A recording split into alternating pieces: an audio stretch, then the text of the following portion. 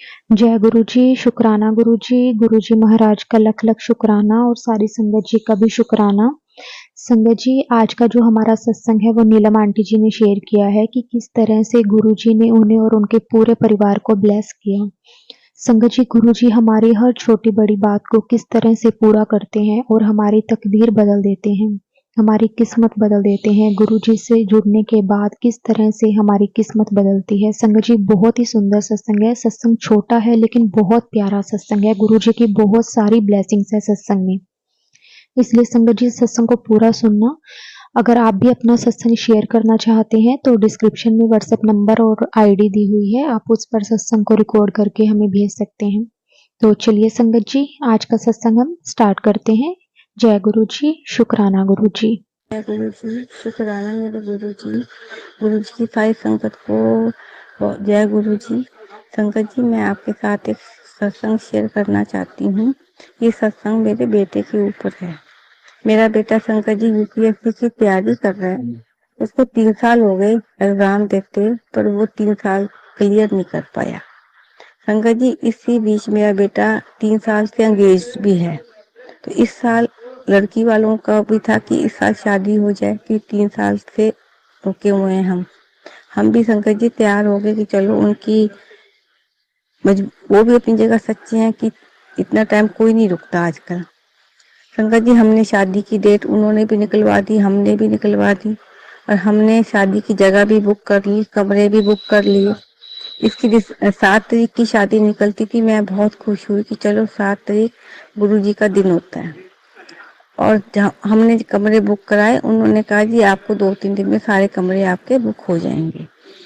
संगत जी, 2-3 दिन बाद उनका फोन आता है कि 6 तारीख के लिए तो आपने हमें जितने कमरे बोले थे वो बुक हो गए हैं, पर 7 तारीख के लिए आपको एक भी कमरा इस होटल में नहीं मिलेगा।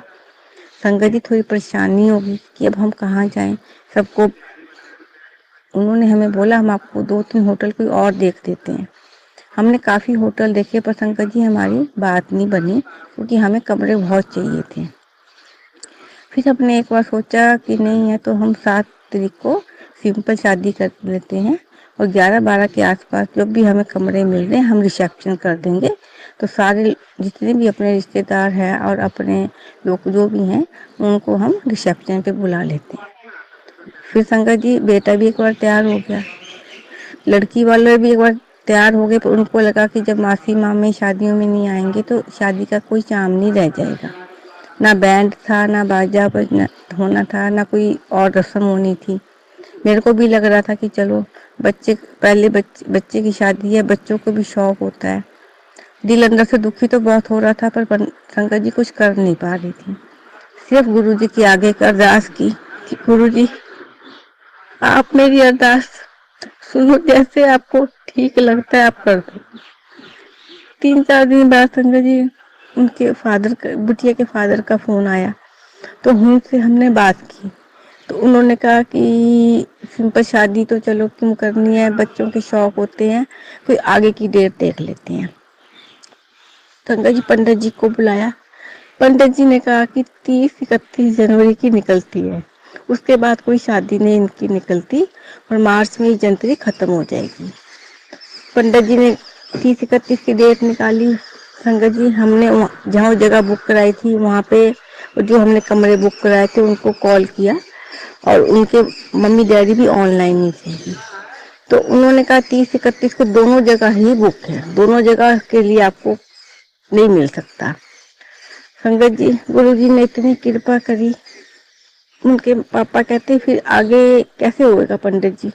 पंडित जी ने कहा अब तो यही हो सकता है, या आप सिंपल शादी कर लो, या अक्टूबर में नई जनवरी आएगी, उसके बाद उसमें जो नई डेट निकलेगी आप वो डिसाइड कर सकते हो।